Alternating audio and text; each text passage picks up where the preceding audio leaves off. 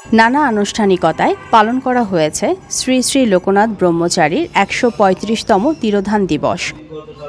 পটুয়াখালীতে মঙ্গলবার সকালে জেলার সকল লোকনাথ মন্দির সহ অধিকাংশ সনাতনী মন্দিরে মঙ্গলঘট স্থাপনের মধ্য দিয়ে শুরু হয় এই দিবসের আনুষ্ঠানিকতা। পরে পূজাচর্ণা ও বাল্যভোগ অনুষ্ঠিত হয়। এ সময় ঢাক ঢোল, কাসর ঘণ্টা ও সনাতনী নারীদের উলুধ্বনিতে মুখরিত হয়ে ওঠে মন্দির প্রাঙ্গণ।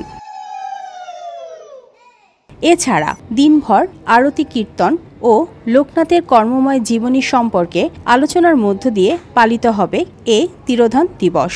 অনেক লোকনাথ মন্দিরে ৬ দিন ব্যাপী উৎসবের আয়োজন করা হয়েছে।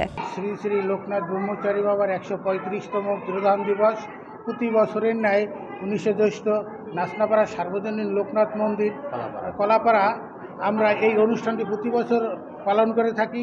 এই দিনে আমরা বাবার সকালবেলা বাল্যভোগ, পূজা, অঞ্জলি প্রদান, দুপুরে রাজভোগ, বিকেলে রাত্রে কীর্তন অনুষ্ঠিত করে থাকি এবং আমরা বাবার কাছে প্রার্থনা করি আমরা আপমা যারা দেশবাসী আছি, হিন্দু, মুসলিম, বৌদ্ধ, খ্রিস্টান, সবাই যেন আমরা মিলেমিশে একত্রে শান্তিপূর্ণভাবে বসবাস করতে পারি।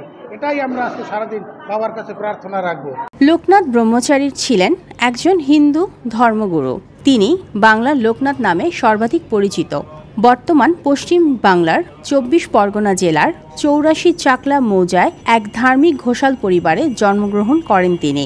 বাংলা ১১৩৭ বঙ্গাব্দে ও ইংরেজি ১৭৩০ খ্রিস্টাব্দে আগস্ট মাসে শুভ জন্মাষ্টমী তিথিতে তার জন্ম।